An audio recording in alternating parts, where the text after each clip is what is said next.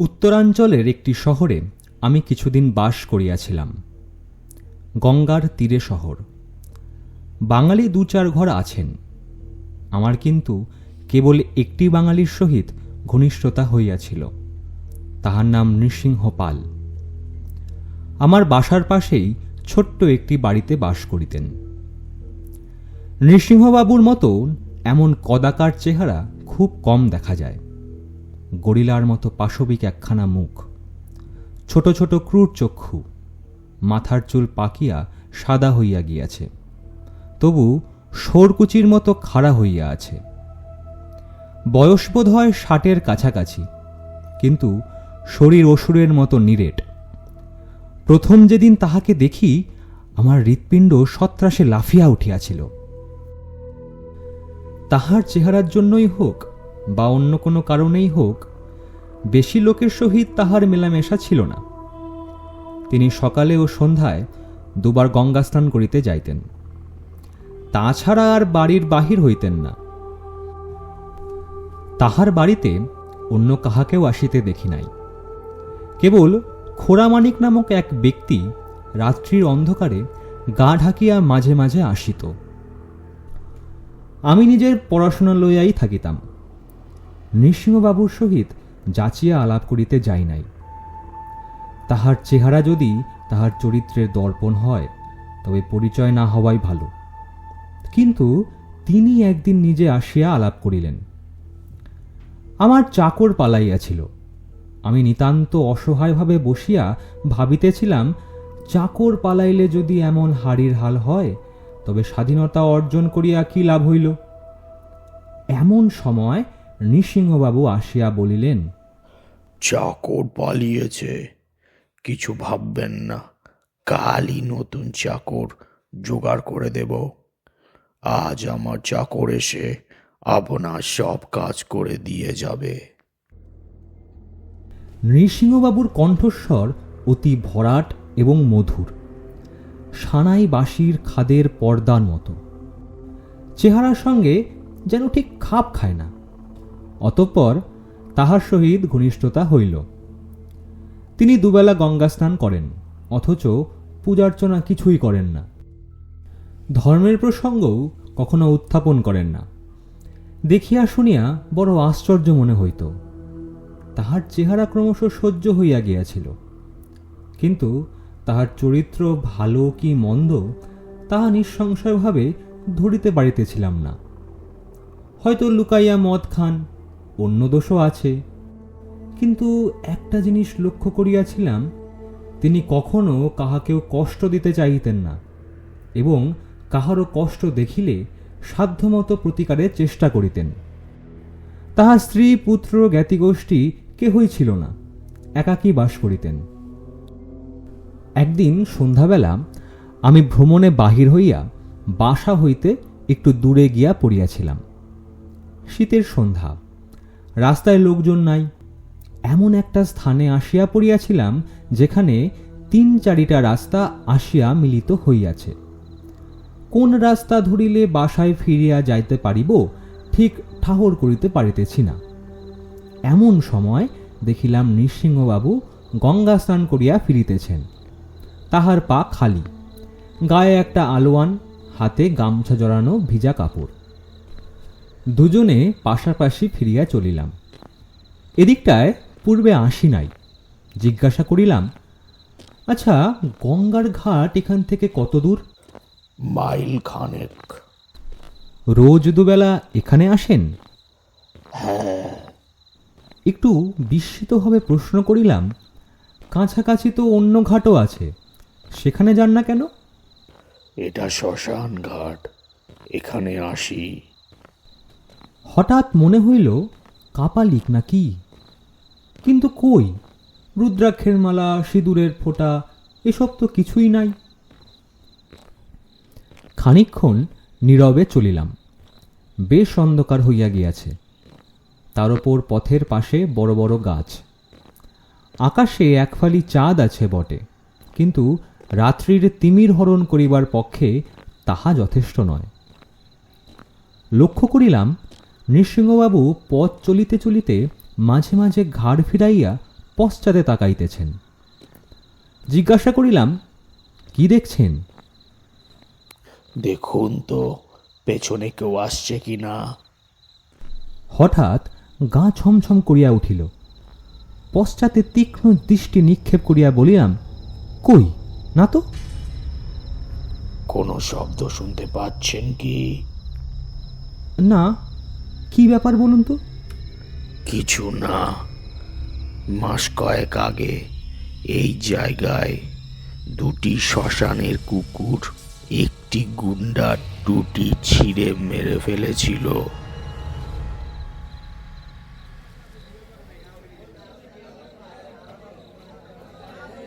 Minute 10 পরে লোকালয়ের এলাকায় আসিয়া পড়িলাম। আরও 5 মিনিট পরে নিজের পাড়ায় পৌঁছালাম। নৃসিংহবাবুর বাড়ি আগে। তিনি বলিলেন, আসুন চা খেয়ে যান। তাহার সদর ঘরে চৌকির ওপর জাজিম পাতা। দুজনে মুখোমুখি বসিয়া গরম চা পান করিতেছি। আমার মনে নৃসিংহবাবু সম্বন্ধে আজ আবার নতুন করিয়া নানা প্রশ্ন জাগিতেছে। লোকটি কেমন? বাহিরের সহিত ভেতরের সামঞ্জস্য কতখানি? এতদিনের আলাপেও আসল মানুষটাকে চিনিতে পারিতেছি না কেন? নৃসিংহবাবু হঠাৎ হাসিয়া উঠিলেন। তাহার হাসির আওয়াজ যেমন বংশীমধুর, হাসিলে তাহার মুখের ভাব হয় তেমনি দংশা করাল। হাসি থামাইয়া তিনি বলিলেন, আপনি বুঝতে পেরেছেন আমি একজন ভয়ঙ্কর পাজি লোক। আমি অপ্রস্তুত হইয়া পড়িলাম। না না, সে কি কথা? তিনি সহজ সুরে বলিলেন, আপনি ঠিকই ধরেছেন, সত্যি আমি ভয়ানক পাজি লোক। অন্তত বছর 3 আগে তাই ছিলাম। এখন মনটা বোধহয় কিছু বদলেছে, কিন্তু চেহারা বদলায়নি, যা ছিল তাই রয়ে গেছে। নৃসিংহবাবু নির্বিকার চিত্তেই কথাগুলো বলিলেন। আমি কিন্তু বিশেষ অপ্রতিভ হইয়া পড়িলাম। চায়ের পেয়ালা মুখের কাছে তুলিয়া লজ্জা ঢাকা দিবার চেষ্টা করিলাম। তিনি বলিয়া চলিলেন, পরমা প্রকৃতি আমার সর্বাঙ্গে প্রকৃত পরিচয়ের ছাপ মেরে পৃথিবীতে পাঠিয়েছিলেন। আমিও তার সঙ্গে বেঈমানি করিনি। এমন কোনো দুষ্কর্ম নেই যে করিনি। জগায় মাধায় আমার কাছে দুগ্ধপোষ্য শিশু। এইভাবেই জীবনটা কেটে যাচ্ছিল। তারপর একদিন একটা সামান্য ঘটনা ঘটল, তার ফলে সব কিছু উল্টোপাল্টা হয়ে গেল। ভাববেন না যে মনের দৃষ্টিভঙ্গি বদলে গেল কিংবা রাতারাতি সাধু সন্ন্যাসী হয়ে পড়লাম। দৃষ্টিভঙ্গি বদলায়নি, আসলে বদলেছে এই জল জ্যান্ত পৃথিবীটা। শুনলে আশ্চর্য হবেন, সেই কথাই আজ আপনাকে বলবো। এই সময় একটু বাধা পড়িল। বাহিরের দ্বার ভেজানো ছিল, তাহা কাহারও লঘু করস্পর্শে খুলিয়া গেল এবং একটি মানুষের মুখ ভেতরে উকি মারিল। পশমের টুপি ঢাকা মুখখানি অস্থিসার এবং ছুচালো। চক্ষু দুটি ভীরু ধূর্তামিতে ভরা। আমাকে দেখিয়াই মুখটি বাহিরের অন্ধকারে অদৃশ্য হইয়া গেল, যেন একই পথের কুকুর খাদ্যের লোভে রান্নাঘরে উকি মারিয়াছিল। ভেতরে লোক আছে দেখে পলায়ন করিল। আমি চমকাইয়া জিজ্ঞাসা করিলাম, ওকে? ভূত প্রেত নয়, মানুষ। ওর নাম খোড়ামানিক। ও একটি নিশাচর জীব। মাঝে মাঝে আমার কাছে আসে। কিন্তু পালালো কেন? আপনাকে দেখে পালালো। ও আমার কাছে আসে লুকিয়ে।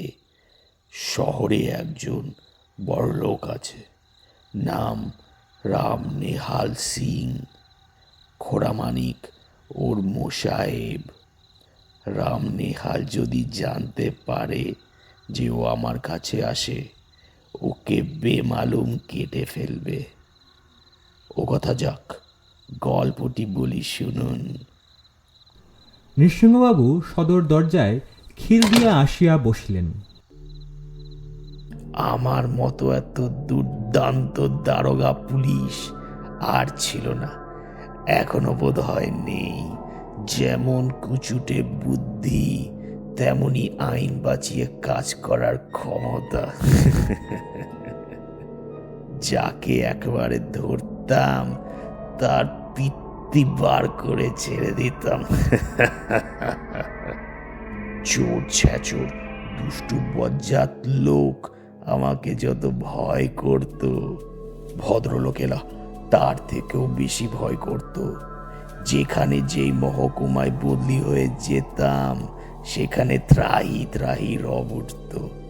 বড় লোকেরা গায়ে পড়ে টাকা খাইয়ে যেত, যেন তাদের পেছনে না লাগি। এভাবেই মনের সুখে আছি। বিয়ে করিনি। আমার মতো যাদের মনের ভাব, তাদের বিয়ে করা বোকামি। মাইনে পাই সামান্যই, কিন্তু উপরি আসে ছাপ্পার ফুরে। এখনো সেই টাকাই খাচ্ছি। আরো যদি 20 বছর বেঁচে থাকি, সে টাকা ফোরাবে না। বাইরে বাঘের দাপট, ভেতরে মদ মাংস পঞ্চমাকার। যা চাই সব পেয়েছি, মনের ফুর্তিতে আছি। বছর 8 আগে এই শহরে বদলি হয়ে আসি। বড় থানার বড় দারোগা। শাসালো শহর, পয়সাওয়ালা লোক অনেক আছে। সকলের মধ্যে সাড়া পড়ে গেল। চুপি চুপি ভেট আসতে লাগলো। যাদের পেটে ময়লা যত বেশি, তারা ঠাকুরের মন্দিরে তত বেশি পুজো পাঠালো। কেবল একজন পাঠালো না, সে এই রাম নেহাল সিং।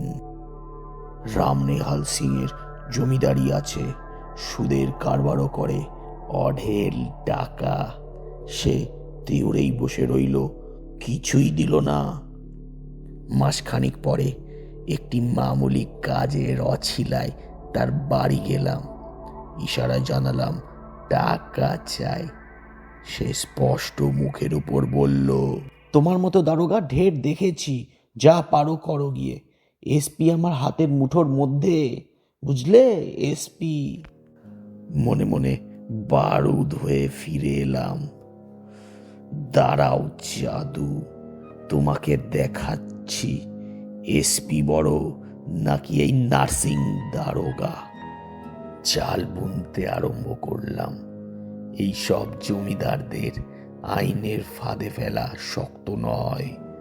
ছোটখাটো মামলায় সহজেই ফেলা যায়, কিন্তু আমি ঠিক করলাম রাম নেহাল সিংকে এমন মার দেব যে আর কখনোই মাথা তুলে দাঁড়াতে না পারে।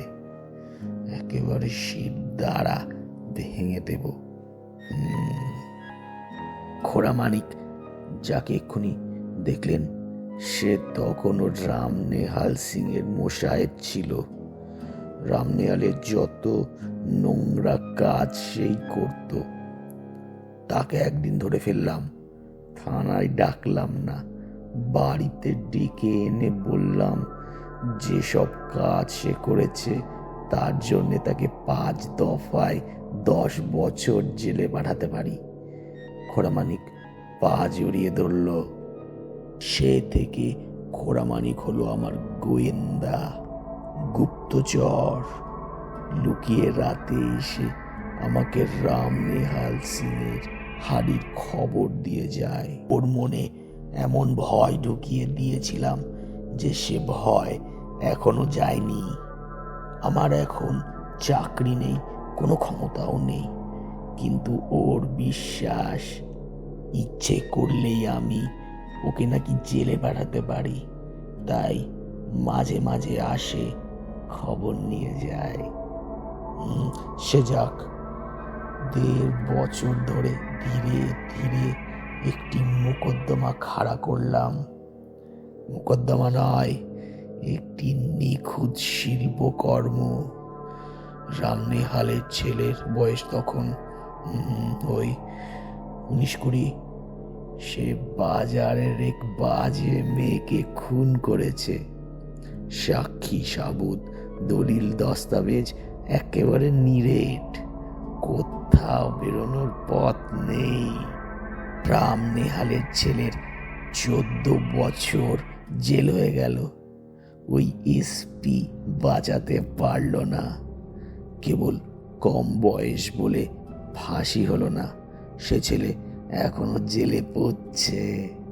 এই একটি নমুনা থেকে বুঝতে পারবেন আমি কি ধরনের লোক। তারপর কয়েক বছর কেটে গেল। আমার কাছ থেকে অবসর নেবার সময় হলো। অনেক টাকা করেছি, কাজ করবার দরকার নেই। এক্সটেনশন নিতে পারতাম, কিন্তু নিলাম না। এই ছোট্ট বাড়িখানি কিনেছিলাম, কাজ শুকিয়ে দিয়ে বাড়িতে এসে বসলাম।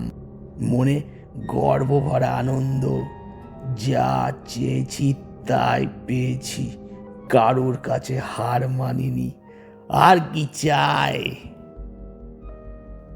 সেদিন সন্ধ্যের পরে এই ঘরে মদের বোতল নিয়ে বসেছি। সারা রাত্রি একাই উৎসব চলবে। টোটা ভরা পিস্তলটা হাতের কাছেই আছে। শত্রু অনেক, কাজ ছেড়ে দিয়েছি বলে কেউ যদি দাঁত তুলতে আসে তাকে দেখে নেব। মশগুল হয়ে মদ খাচ্ছি, সময়ের হিসেব নেই।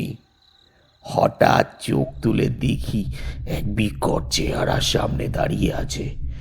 রোগা শিরিঙ্গে এক সন্ন্যাসী, মাথায় জটা, কপালে সিঁদুরের ফোঁটা, সারা গায়ে ছাই মাখা। আমি অভ্যেসের বশেই খপ করে পিস্তলটা তুলে নিয়েছি। সন্ন্যাসী ধমক দিয়ে উঠল, বন্দুক রাখ। কি গলার আওয়াজ, যেন তোপ দাগলো। বললে বিশ্বাস করবেন না, পিস্তলটা আমার হাত থেকে খসে পড়ল। আমি ভেড়ার মতো তাকিয়ে রইলাম।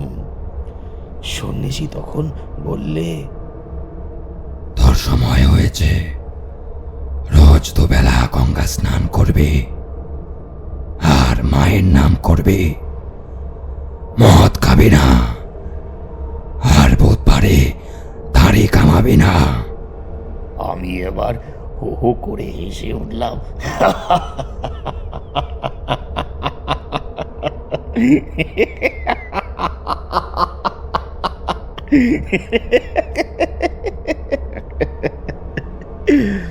মদের নেশা তো ছিলই, তার উপর বুধবারে দাড়ি কামাবো না।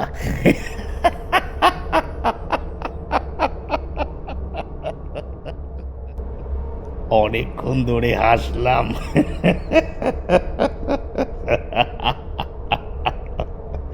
হাসতে হাসতে বেদম হয়ে গেলাম। তারপর হঠাৎ মনে পড়ল ঘরের দোর তো বন্ধ ছিল। সন্ন্যাসী ঢুকলো কি করে?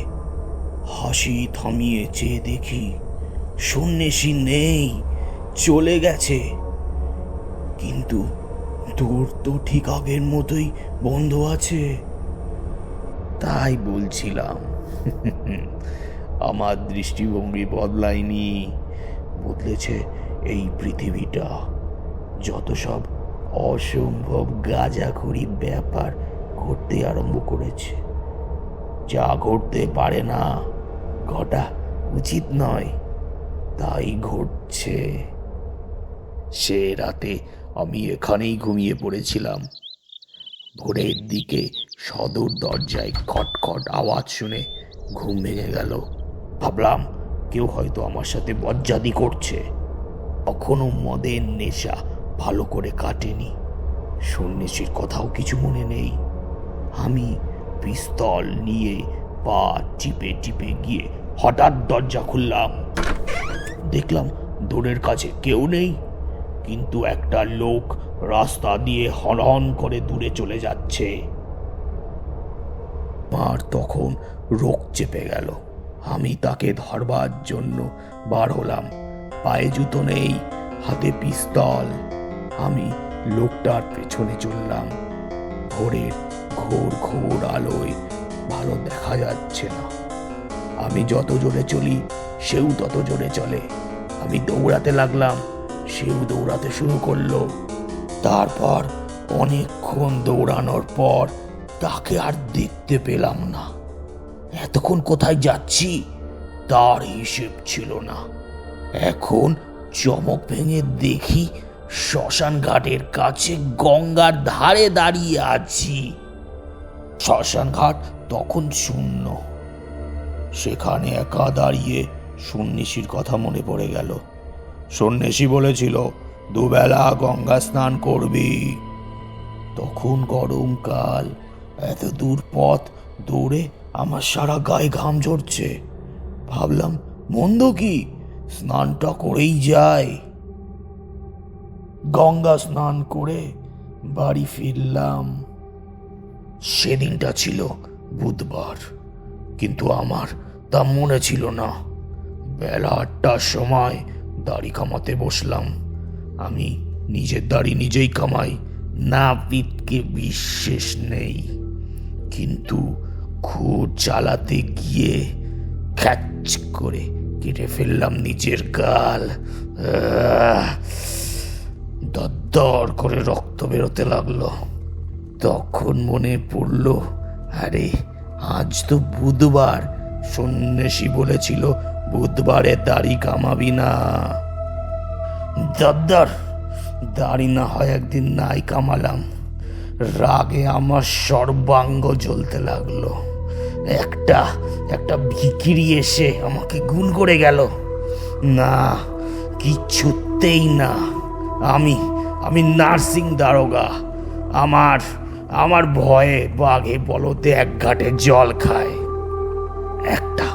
একটা সন্ন্যাসী আমাকে নাকে দড়ি দিয়ে ঘোরাবে। দেখবো কেমন সন্ন্যাসী। কিন্তু কিছুতেই কিছু হলো না। সন্ধ্যের পরে একটি আস্ত ব্র্যান্ডির বোতল নিয়ে বসতে যাব। বোতলটা হাত থেকে পিছলে পড়ে গিয়ে চুরমার হয়ে গেল। বাড়িতে আর মদ নেই, কিন্তু আমিও হার মানব না। ঠিকে গাড়ি ভাড়া করে তখনই চললাম মদের দোকানে।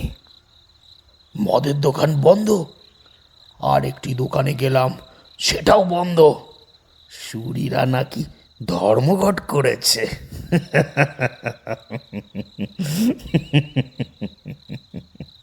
গাড়িতে ফিরে এসে বসতেই গাড়োয়ান প্রশ্ন করলো, হুজুর এবার কোথায় যাব? উত্তর দিলাম, চুলোই। গাড়ি চলল। আমি বসে বসে রাগে ফুলতে লাগলাম। তারপর গাড়ি যখন থামলো, দেখলাম শ্মশান ঘাটে এসে পৌঁছেছি। স্নান করে বাড়ি ফিরলাম। এই রকম কয়েকদিন চলতে লাগলো। আমার নিজের ইচ্ছে বলে কিচ্ছু নেই। আমাকে দুবেলা গঙ্গা স্নান করতে হবে। মদ খেতে পারবো না। বুধবারে দাড়ি কামাতে পারবো না। আমি স্বাধীন মানুষ নই, কেনা গোলাম। আমার অজানা মালিক আমার ঘাড় ধরে আমার মুখটা রাস্তায় ঘষে দিচ্ছে।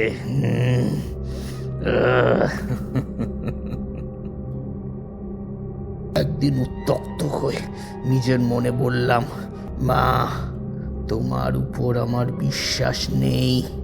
বুজরুকি মানি না, কিন্তু সন্ন্যাসী রকম মানলে যদি আর গন্ডগোল না হয় তবে তাই সই। আর মদ খাবো না। দুবেলা গঙ্গা স্নান করব। বুধবারে বুধবারে দাড়ি কামাবো না। এতে যদি কারোর লাভ হয় তো হোক। দুবেলা গঙ্গা স্নান করা কমে অভ্যেস হয়ে গেল। বুধবারে দাড়ি কামানো ছেড়ে দিলাম, কিন্তু মদ ছাড়া অত সহজ নয়। আরো 2-4 বার মার খেতে হলো। যতবারই মদ খেতে যাই একটা না একটা বিপত্তি এসে পড়ে। একবার গ্লাসে মদ ঢেলেছি, ছাদ থেকে গ্লাসের মধ্যে টিকটিকি পড়লো। শেষ পর্যন্ত চেষ্টা ছেড়ে দিলাম। কিছুদিনের জন্য মনে হলো এই দুনিয়াটা যেন বেস্বাদ হয়ে গেছে। যাই হোক, নির্ঝঞ্ঝাটে দিন কাটছে। মার নাম করি, মানে যখনই মনে পড়ে মাকে বাপ তুলে গালাগাল দিই। মা কে সেটা জানি না, কেন আমার পেছনে লেগেছে তাও জানি না, কিন্তু চুটিয়ে মাকে বাপান্ত করি। মার বোধ হয় ভালো লাগে, কারণ যতই গালাগাল দিই আমার কোনো অনিষ্ট হয় না।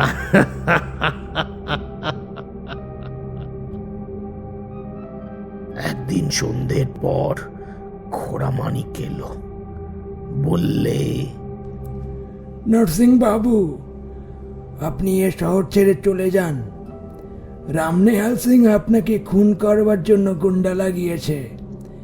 এখানে থাকলে আপনার প্রাণ যাবে। রামনেহাল গুন্ডা লাগিয়েছে? আশ্চর্য নয়, আমি তার মুখে চুনকালি দিয়েছি। তার ছেলেকে জেলে পাঠিয়েছি। সে শোধ তুলতে চায়, কিন্তু আমি নার্সিং পাল, রামনেহালের ভয়ে পালিয়ে যাব? আমি চিরকাল গুন্ডা চড়িয়ে বেরিয়েছি, আমাকে গুন্ডার ভয় দেখাবে? কুছ পারওয়া নেই, আসুক গুন্ডা, দেখে নেব।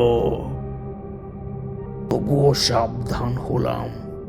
বাইরে যখন বেরোই পিস্তল নিয়ে বেরোই। রাতে শোয়ার সময় পিস্তল বালিশের পাশে থাকে। দুপুর রাতে উঠে জানলা দিয়ে উকি মেরে দেখি কেউ আনাচে কানাচে ঘুরে বেড়াচ্ছে কিনা, কিন্তু কাউকে দেখতে পাই না। মনে হয় সব ধাপ্পা, আমাকে মিথ্যা ভয় দেখানোর চেষ্টা করছে। দিন আষ্টেক পরে মানিক আবার এলো। একগাল হেসে বলল, ধন্যি আপনি, এত বুদ্ধিও ধরেন। রামনেহাল মুচড়ে পড়েছে। অবাক হয়ে বললাম, সে কি? খোড়ামানিক বলল, বাঘের মতো একজোড়া কুকুর পুষেছেন আপনি। তারা সমস্ত রাত বাড়ি পাহারা দেয়। 3 বার গুন্ডারা এসেছিল, কুকুর দেখে ভয়ে পালিয়ে গেছে। আমি নিজের কানে শুনেছি। তারা রামনেহালকে বলেছে, কুকুর নয় হুজুর, সাক্ষাৎ দুটো যমদূত। খোড়ামানিককে কিচ্ছু বললাম না, কিন্তু মনে ভারী ধোকা লাগলো। কুকুর এলো কোত্থেকে? তারপর সারা রাত জেগে পাহারা দিয়েছি, কখনো একটি নেড়ি কুত্তাও দেখতে পাইনি। এক আশ্চর্য ব্যাপার, গুন্ডারা কুকুর দেখেছে, আমি দেখতে পাই না কেন? ভাবলাম গুন্ডারা আমাকে তো চেনে, আমার বাড়িতে ঢোকার সাহস পাইনি। রামনেহালকে গল্প বানিয়ে বলেছে। তারপর বেশ কিছুদিন নিরুপদ্রবে কেটে গেল। আমি অদৃশ্য কুকুরের পাহারায় নিরাপদে আছি। ভয় কেটে গেল। গঙ্গা স্নানে যাই, তাও পিস্তল নিয়ে যায় না। সেই সন্ন্যাসীর আর দেখা পাইনি। মনে ধর্মভাবও জাগেনি, কিন্তু নিজের মনে মা মা করি। বলি, মা তুই কে? আমাকে বুঝিয়ে দে। আমার দুনিয়া ওলট পালট হয়ে গেছে, কিছু বুঝতে পারি না। তুই বুঝিয়ে দে। মা বুঝিয়ে দেন না। সর্বনাশী আড়ালে দাঁড়িয়ে মজা দেখে। 6 মাস আগের কথা বলছি। খোড়া মানিক এলো, তার মুখ শুকনো। বললে, আপনি নাকি সকাল সন্ধে শ্মশান ঘাটে নাইতে যান? বললাম, হ্যাঁ যাই। খোড়া মানিক বললে, ওরা জানতে পেরেছে হিন্দু গুন্ডারা আপনাকে মারতে রাজি হয়নি। বলেছে আপনি নাকি কাপালিক, শ্মশানে সব সাধনা করেন। তাই রাম নেহাল মুসলমান গুন্ডা লাগিয়েছে। নাম জানেন বোধহয়, রহিম আর করিম, 2 ভাই। তারা শ্মশানের রাস্তায় আপনাকে ছুরি মারবে। খোড়া মানিক চলে যাওয়ার পরে ভাবতে বসলাম, কি করা যায়। গঙ্গা স্নান বন্ধ করা যাবে না, কারণ জানি নিজের ইচ্ছায় না গেলে সে ঘাট ধরে নিয়ে যাবে। এক পিস্তল নিয়ে যেতে পারি, কিন্তু কেন জানি না পিস্তল নিয়ে গঙ্গা স্নানে যেতে আর ইচ্ছে হলো না। দূর হোকগে, যা হওয়ার হবে। আমার নিজের ইচ্ছেই তো কিচ্ছুই হচ্ছে না, তবে নিচে ভেবে মরি কেন। 2-4 দিন কিচ্ছু হলো না। স্নান করতে যাই, ফিরে আসি। আমার পেছনে গুন্ডা লেগেছে তা তো প্রায় ভুলেই গেলাম। তারপর একদিন সন্ধ্যের পর শ্মশানের দিকটা কিরকম নির্জন হয়ে যায় দেখেছেন তো। ওদিকে ঘরবাড়ি নেই, লোক চলাচল একেবারে বন্ধ হয়ে যায়। আমি স্নান করে ফিরছি, রাত আন্দাজ 8টা। বেশ অন্ধকার হয়ে গেছে। হঠাৎ পেছনে একটি বিকট চিৎকার শুনে আটকে উঠলাম। মানুষের গলার মর্মান্তিক চিৎকার, সেই সঙ্গে কুকুরের গভীর ডাক। যেন একটি ডালকুত্তা একটি মানুষের গলা কামড়ে ধরে তার চিৎকার বন্ধ করে দিল। আমি আর দাঁড়ালাম না, টেনে ছুট মারলাম। পরের দিন সকালবেলা খবর পাওয়া গেল শ্মশান ঘাটের রাস্তায় একটি গুন্ডার লাশ পাওয়া গেছে। তাকে শ্মশানের কুকুর নাকি টুটি ছিঁড়ে মেরে ফেলেছে। লোকটার হাতে একটি বর্শা ছিল, তবুও সে আত্মরক্ষা করতে পারেনি। রাতে খোড়া মানিক এলো, ওর কাছেই শুনলাম ওরা 2 ভাই নাকি সেদিন আমার জন্যই ওত পেতেছিল। রোজ দেখতো নাকি 1 জোড়া কালো কুকুর আমার পেছনে থাকে। ওরা একটি গাছে উঠে বসেছিল, মতলব করেছিল যেই আমি গাছতলা দিয়ে যাব অমনি বর্ষা ছুঁড়ে আমায় মারবে। কুকুর তাদের কিচ্ছু করতে পারবে না। কিন্তু বর্ষা ছুটতে গিয়ে গুন্ডা নিজেই পা ফসকে নিচে পড়ল, আর একটি কুকুর এসে ধরল তার টুটি। এই পর্যন্ত বলিয়া নৃসিংহবাবু নীরব হইলেন। তারপর একটা সুদীর্ঘ নিঃশ্বাস টানিয়া বলিলেন, এখন আপনি বলুন, এসব কি? অলৌকিক বললে চলবে না, কেন অলৌকিক তা বলতে হবে। সন্ন্যাসী বলেছিল আমার সময় হয়েছে, কিন্তু কি করে সময় হলো? শুনেছি যারা সাধু সজ্জন, যোগী, তপস্বী, ভগবান নাকি তাদের দয়া করেন, বিপদে রক্ষা করেন। কিন্তু এ কি? জীবনে আমি একটা ভালো কাজ করিনি, মন্দ কাজ এত করেছি যে তার সীমা সংখ্যা হয় না। তবে বেছে বেছে আমাকে দয়া করার মানে কি?